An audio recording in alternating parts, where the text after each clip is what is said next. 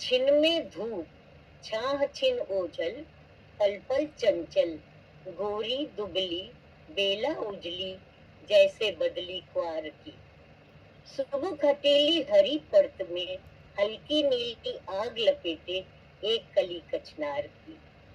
दक्षिण पवन में झोंके लेती डार की लहर बदन में, जिसने आकर कर दी है छवि और उजागर, मेरे छोटे फूल बसे घर, धूप धुली छत, छाली हुई दीवार। तो ये एक मेरे लिए उन्होंने लिखी। एक आप सुने कविता उन्होंने लिखी, सूरज में नहाए हुए। एक चैत का दिन है, चैत के दिन के ऊपर कविता है। सूरज में नहाए हुए नीले कमल सा ये चैत का नशीला दिन, मैंने बिताया नहीं केवल गुजार दिया। बेसुध तुम्हारे पास बैठे हुए, रूठी तुम्हारी मुक्त वेणी को उंगली में बार बार प्यार से लिपटा कर अनबांधे छोड़ दिया। निधियारी आंखों से बार बार देखने की कोशिश की, देखा नहीं। बौर लदी नाजुक टहनी सी देह की हल्की गरमाई को केवल महसूस किया, जाना नहीं। शाम हुई, तुम्हारी रूप गंध में मेरे मैं चपा, तुम्हारी रूप गंध में पका हुआ मन टूट टूट रह रहे अलसाने लगा। मैंने कुछ नहीं किया, धीमे से तुम्हारे माथे पर झुके रूखे हठीले एक कुंतल को होठों से संवार दिया। सुनो सच बतलाना, क्या तुमको कभी भी किसी ने भी इतना कोमल, इतना उजला, ऐसा पारदर्शी प्यार दिया? तो जब उन्होंने ये इतनी प्यारी कविता सुनाई तो मैं मुग्ध तो हुई, लेकिन मैंने शरारत की और उनसे इतरा करके, जैसे कोई बोले कविता सुनने के बाद, मैंने कहा कि आप पूछ रहे हैं कि इतना कोमल पारदर्शी प्यार किसी और ने दिया? अरे भाई, कभी किसी और की हिम्मत होती थी कैसे? वो कहते हो ना कि मैं तुम्हारी जिंदगी की वो शय हूँ जिसके कोई मात है ही नहीं। वाह, कोई क्या करता। बहुत तो सुंदर। इस तरह की वो मन भावन कविताएं भी बहुत लिखा करते थे। अब एक सिर्फ एक और सुन लीजिए आप बस। जी। उस कविता में क्या है कि सफरनामा नाम से लिखी है। क्या हुआ था जी। कि जैसे इल्हाम होता है लोगों को ना, ऐसे कुछ उनको अंदर से जैसे इल्हाम होने लगा था कि अब मैं ज्यादा नहीं जीऊंगा। वही सितंबर के दिन थे और पता नहीं क्यों उनको रह रह करके लग रहा था। तो उन्होंने कहा कि अब मैं एक काम करता हूँ, मेरा मन है कि मैं तुमको आखिरी कविता लिखूं। और जो उन्होंने आखिरी कविता लिखी उसको नाम दिया था सफरनामा। यानी अपनी जिंदगी मेरे साथ जो जी है वो उस सफर में क्या हुआ वो सुना रहे हैं। जी। सफरनामा आखिरी कविता है।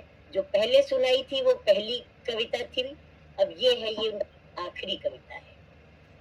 कहते हैं, मैंने घर छोड़ा, ओढ़ा देश निकाला, जाने किसकी तलाश में अलग जगाया, वीराने छाने जंगल जंगल भटका, पागलपन मुझ पर बीहड़ राहों का था, इस पागलपन के जाने क्या थे माने। सब समझे मैं हूँ नए गगन का पाखी, सब समझे मैं कुछ नया ढूंढ कर लाया, सच तो ये है आज बता दूं सबको, सच तो ये है आज बता दूं सबको, मैं पंख पसार उड़ा जितनी दूरी तक, वो सारा क्षितिज तुम्हारी बाहों का था। वाह। मैं आज बता दूं सबको, मैं पंख पसार उड़ा जितनी दूरी तक, वो सारा क्षितिज तुम्हारी बाहों का था। इन होठों से जितना जो कुछ रस पाया, उसको ही मैंने अपना गीत बना कर गाया। वाह। इन होठों से जो जितना भी कुछ रस पाया, उसको ही अपना गीत बना कर गाया।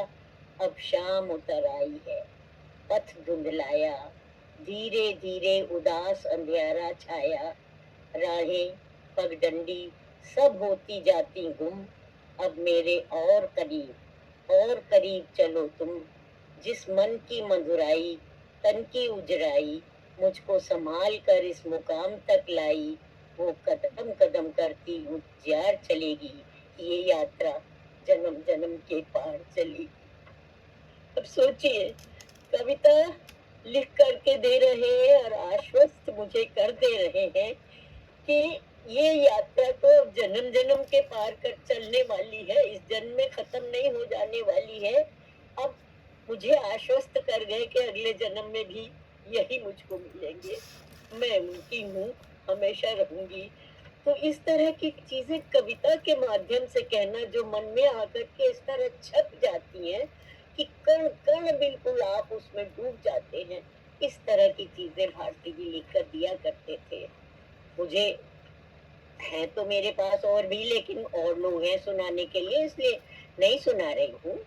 आप और भी कविताएं एक दो सुनाना चाहती थी, हर बात। तो ये कविताएं सुनकर जानिए कि कोई किस तरीके से, आप लोगों ने कहा ना कि भारती जी की जो हर चीज में, हर विधा में उनको बहुत शौक था। ये जो उन्होंने समझिए कि 21 देशों की, पढ़ने के तो बहुत बहुत ही पढ़ाकू थे। 21 आप लोग बाहर के देशों से भी आए हुए हैं, आपके भी देश की कविताएं होंगी। बहुत सी कविताएं उन्होंने अनुवाद करी है।